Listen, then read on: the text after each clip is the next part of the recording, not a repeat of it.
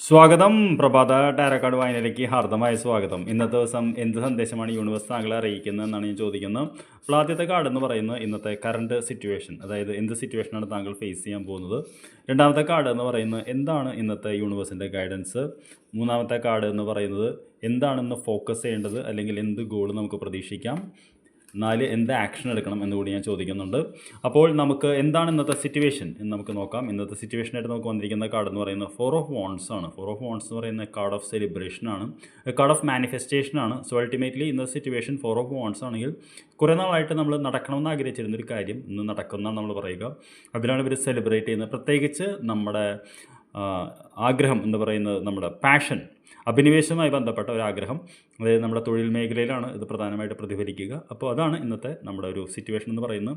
എന്താണ് ഇന്നത്തെ ഗൈഡൻസ് എന്ന് ചോദിച്ചപ്പോൾ നമുക്ക് വന്നിരിക്കുന്ന കാർഡ് 9 ഓഫ് സോർട്സ് എന്ന് പറയുന്നൊരു കാർഡാണ്. സത്യം പറഞ്ഞാൽ രണ്ടും കോൺഫ്ലിക്റ്റ് ആയിട്ടൊരു കാർഡാണ്. 9 ഓഫ് സോർട്സ് എന്ന് പറഞ്ഞു കഴിഞ്ഞാൽ ഒരു പക്ഷേ നമ്മൾ ആഗ്രഹിച്ച രീതിയിലൊരു മാനിഫെസ്റ്റേഷൻ നടക്കില്ല. അതായത് നമ്മളിപ്പോൾ 1 ലക്ഷം രൂപ ആഗ്രഹിച്ചു എന്ന് കരുതുക, നമുക്ക് 30,000 രൂപയെ കിട്ടിയുള്ളൂ, അല്ലെങ്കിൽ 50,000 രൂപയെ കിട്ടിയുള്ളൂ എന്ന് കരുതുക. അപ്പോൾ നമുക്ക് എന്ത് തോന്നും?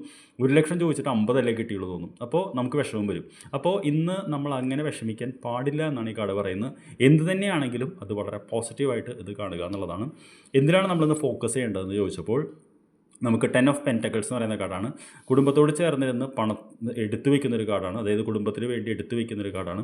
അപ്പോൾ പൊതുവേ ഈ കാർഡ് വരുമ്പോൾ നമ്മൾ പറയാറുള്ളത് ലോങ് ടേം പ്ലാനിങ്, അതായത് കുറി ചേരുക അല്ലെങ്കിൽ ഇൻവെസ്റ്റ്മെൻറ്റ് പ്ലാനിങ്, അങ്ങനത്തെ കാര്യങ്ങളെല്ലാം ചെയ്യുന്നത് നല്ലതാണ്. നമ്മുടെ കുടുംബത്തിന് വേണ്ടി റിയൽ എസ്റ്റേറ്റ് അങ്ങനെ എന്തെങ്കിലുമൊക്കെ ചെയ്യാൻ പറ്റുമെങ്കിൽ നല്ലത്.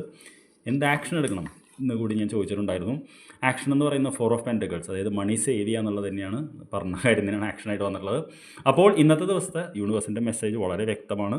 ഇന്ന് ഒരു മാനിഫെസ്റ്റേഷൻ താങ്കൾക്ക് നടക്കും, പക്ഷേ ഉദ്ദേശിച്ച തരത്തിലുള്ള മാനിഫെസ്റ്റേഷൻ ആയിരിക്കില്ല. അതിനെ ഓർത്ത് വിഷമിക്കരുത്. ഭാവിയെക്കുറിച്ച് കുടുംബത്തോടൊത്ത് അവർക്ക് എങ്ങനെ സമ്പാദിക്കാം എന്ന രീതിയിൽ ഒരു തീരുമാനമെടുക്കാനാണ് പറയുന്നത്. ഒരു ശുഭദിനം ആശംസിക്കുന്നു ഞാൻ. നമുക്ക് വൈകിട്ട് കാണാം. Thank you dear.